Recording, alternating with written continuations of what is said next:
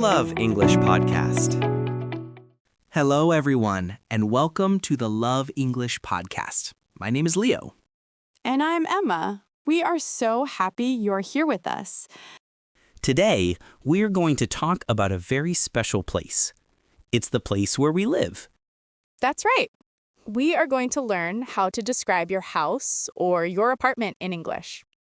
This is a great topic because our home is very important to us. It's fun to talk about.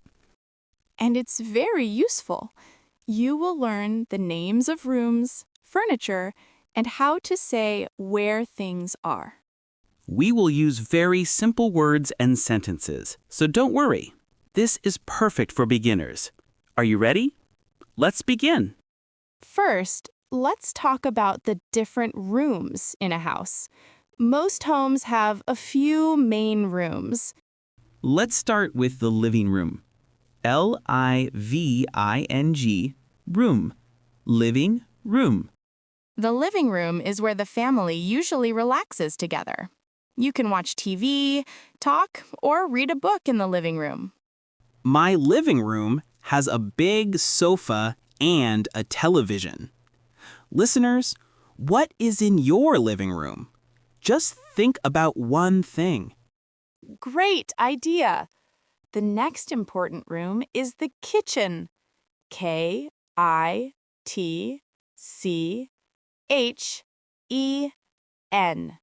Kitchen. The kitchen is where you cook and prepare food. It has a refrigerator and a stove. I love my kitchen. I like to cook for my friends. Do you like to cook, Leo? I try. So we have the living room and the kitchen. What's next? The bedroom. B-E-D-R-O-O-M. Bedroom. This one is easy. The bedroom is where you sleep. The most important thing in the bedroom is the bed. Most houses have 1, 2, or 3 bedrooms. Listeners, how many bedrooms are in your house? You can answer, my house has 2 bedrooms. Try to say it. And the last main room is the bathroom. B-A-T-H-R-O-O-M.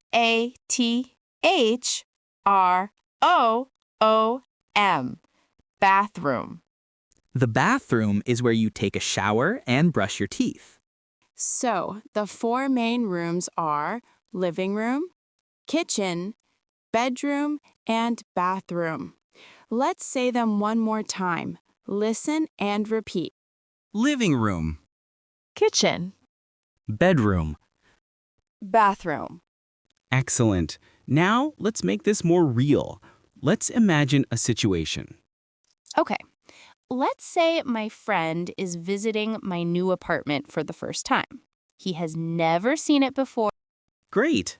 I will be your friend. In this situation, there is only you and me. I will ask questions about your apartment. Perfect. Listeners, pay attention to the names of the rooms. Hi, Emma. Wow, your new apartment is very nice. Thank you, Leo. Come in. Let me show you around. I love that. So, this is the living room. It's not very big, but it's very sunny. I love it. The sofa looks very comfortable. And what is that room over there? That is the kitchen. It's small, but it has everything I need. It looks very clean. How many bedrooms do you have? I just have 1 bedroom. It's right here, next to the living room. Oh, it looks very cozy. And where is the bathroom? The bathroom is at the end of the hall. This is a wonderful apartment, Emma. Congratulations. Thank you, Leo. I'm so happy here. Okay, and we are back. In that conversation, you heard us use all the room names: living room, kitchen, bedroom, and bathroom. And I asked the question, how many bedrooms do you have? This is a great question to ask about a home. Now, let's learn how to say where things are. For this, we need small words called prepositions. We will learn 3 easy ones today: in, on, and next to. Let's start with in. I-N. We use in to say something is inside a space. For example, the food is in the kitchen. The bed is in the bedroom. We are in the house. The next word is on. O-N. We use on when something is on a surface. For example, the book is on the table. The lamp is on the desk. The pillows are on the sofa. Perfect! And the last one for today is next to. That's 2 words. N-E-X-T-O. Next to. It means something is beside something else. For example, the chair is next to the table. My bedroom is next to the living room. Let's practice. I will say a sentence and you listeners can repeat it in your head. The sofa is in the living room.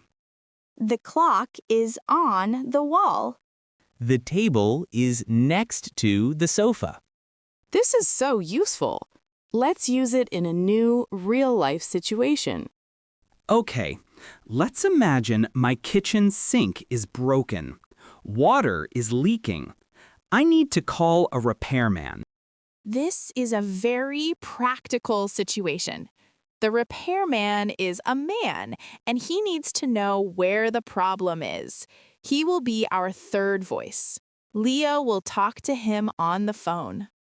Hello, City Repairs. How can I help you?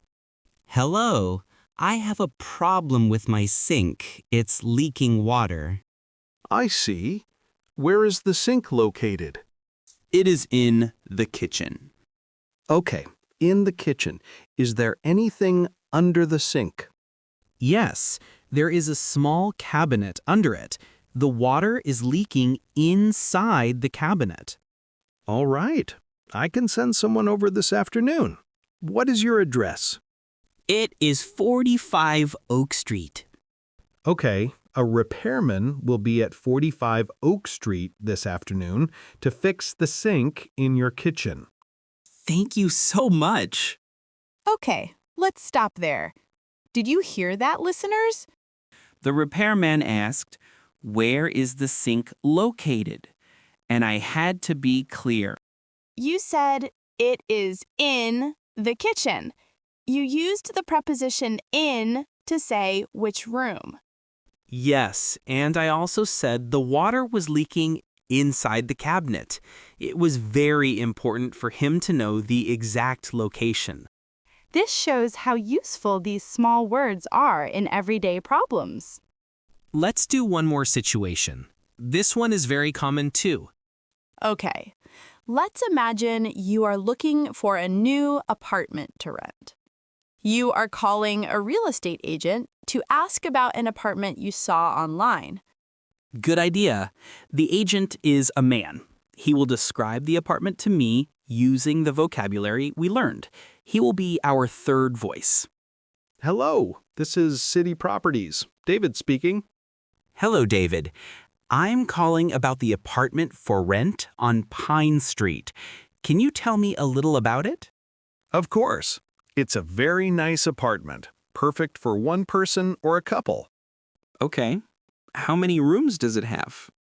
It has 1 bedroom, 1 bathroom, a living room, and a kitchen. So 4 rooms in total. Is the kitchen big? It's a medium-sized kitchen. It has a new stove and refrigerator. The kitchen is next to the living room. That sounds good. What about the bedroom? The bedroom is quite large. It has a big window and a large closet for your clothes. Great. I would like to schedule a time to come and see it. Certainly. Are you free tomorrow morning? Yes, I am. And we are back. That was a great conversation. The real estate agent described the whole apartment to me over the phone. He used the room names. It has 1 bedroom, 1 bathroom, a living room, and a kitchen. And he also used a preposition. He said the kitchen is next to the living room. This helps you create a picture of the apartment in your mind just by listening to the words. And I asked the question, how many rooms does it have? This is another very useful question. Wow, we have learned so much today. Let's do a final review. Yes, a good idea. First, we learned the names of 4 main rooms. Living room, kitchen, bedroom, and bathroom. We learned some simple furniture words like sofa, table, and bed. And we learned 3 very important prepositions to say where things are. In, on, and next to. We practiced these words and sentences in 3 real-life situations.